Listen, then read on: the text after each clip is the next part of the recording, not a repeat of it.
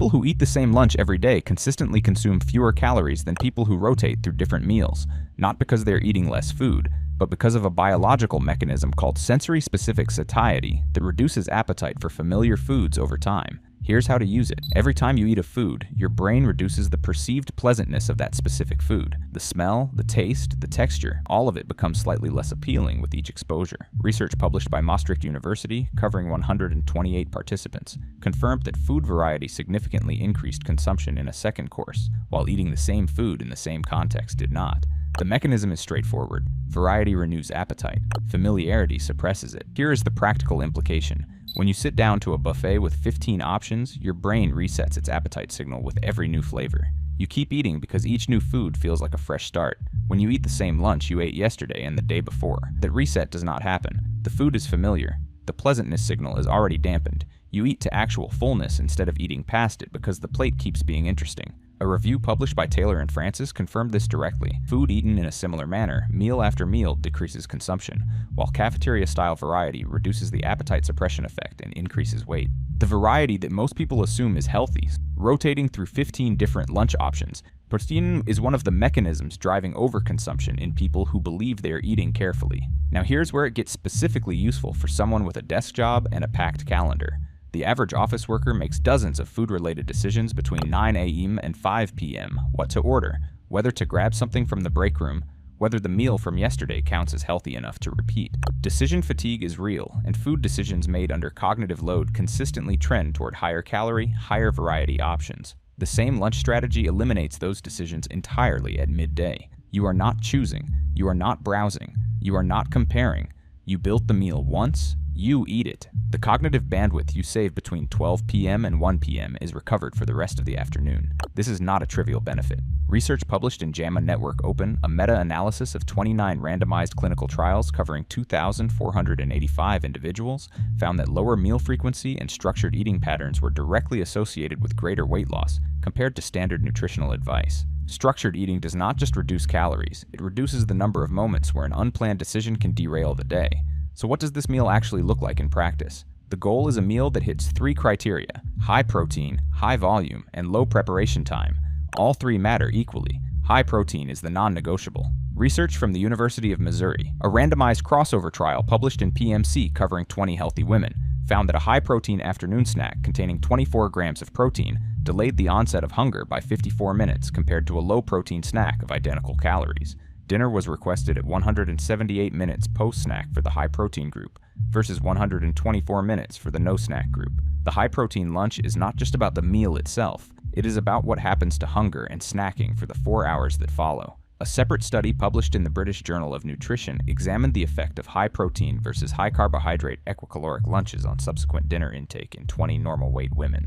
The high-protein group consumed 12% fewer calories at the subsequent evening meal. 12%.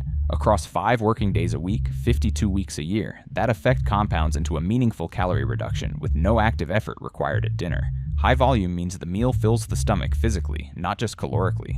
Foods with high water content, leafy greens, cucumbers, cooked vegetables, trigger stretch receptors in the stomach that send fullness signals to the brain before the full calorie load has been processed. The stomach registers fullness based on volume, not calories. A high-volume lunch built around vegetables and lean protein produces a stronger fullness signal than a smaller, calorie-dense alternative, even when total calories are similar. Low preparation time means the meal actually gets made and eaten instead of replaced by whatever was easiest to order. 15 minutes maximum, ideally under 10. If you're finding this useful, hit subscribe. We post evidence-based content like this every week for people with full schedules and real-time constraints. There are 3 templates that fit this structure. Template 1 is the assembly bowl, brown rice or quinoa as the base, prepared in bulk at the start of the week, stored in the fridge, portioned each morning in under 2 minutes. On top, a protein source, either canned tuna, rotisserie chicken pulled apart, or hard-boiled eggs prepared the night before. On top of that, whatever raw or pre-cut vegetables are available.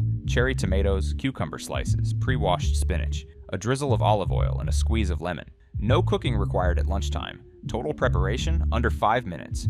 Template 2 is the high-protein salad. Pre-washed mixed greens as the base. Canned chickpeas rinsed and added directly. Dressing on the side. 1 tablespoon, applied yourself, not poured. This meal can be prepared the night before and kept in an airtight container in the fridge. Morning preparation time, 0. Lunchtime preparation time, 30 seconds to open the container. Template 3 is the wrap. One whole grain wrap, a spread of hummus or plain Greek yogurt as a base, sliced chicken or tuna, raw vegetables, rolled and packed. This is the most portable of the three, suitable for eating at a desk, in a meeting break, or away from the office entirely. Each template follows the same nutritional architecture, approximately 30 to 40 grams of protein, high fiber from the vegetable and grain components, and enough healthy fat from olive oil, chickpeas, or Greek yogurt to slow digestion and extend the fullness window past the 3 p.m. energy dip. Now here's the part most people miss entirely. This strategy does not just work because of the protein and the volume. It works because repeating the same meal amplifies the familiarity response over days, not just within a single sitting. Research published in Nutrients and reviewed on nutritionfacts.org confirmed that long-term exposure to the same food creates what researchers call a monotony effect, a sustained reduction in the appeal and desire for that food that persists across multiple days of exposure. Eating the assembly bowl on Monday reduces how appetizing the assembly bowl feels on Tuesday. Eating it again on Tuesday reduces the appeal further on Wednesday. By Thursday, your brain is producing a significantly dampened hunger signal in response to that lunch before you have even finished preparing it. This is not uncomfortable. You are not hungry. You are simply not driven to eat past fullness the way you would be if every lunch were a new experience. The same meal that felt slightly exciting on Monday is simply fuel by Wednesday, and fuel consumed without excitement is consumed in appropriate quantities. The research on boiled potatoes from the Satiety Index study, reviewed on nutritionfacts.org, is worth noting here too. Boiled potatoes ranked as the most filling common food tested.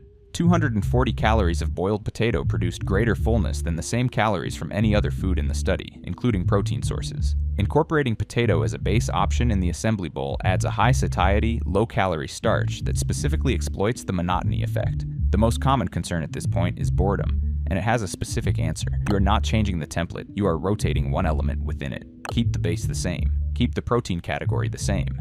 Change the protein source within that category, or change one vegetable.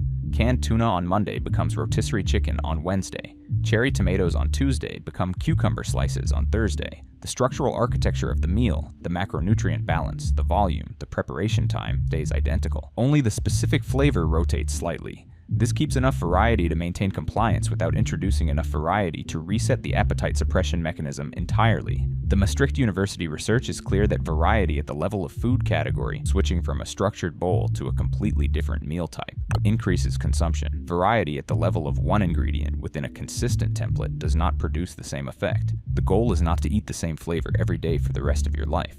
The goal is to eat the same structured meal every day, with minor ingredient swaps that keep it sustainable but not stimulating enough to override the diminished appeal response. A 12% reduction in evening calorie intake, the figure from the British Journal of Nutrition Protein Lunch Study, applied across 5 working days a week produces a reduction of roughly 1,000 to 1,500 calories per week depending on baseline dinner intake. That is a deficit created entirely at lunch, with no changes to breakfast, no changes to dinner, no calorie counting, and no additional effort beyond building a consistent lunch template and repeating it. The same lunch strategy does not feel like a diet. It feels like not thinking about lunch anymore, and that, for a working professional whose cognitive load is already maxed by 10 a.m., is exactly the point.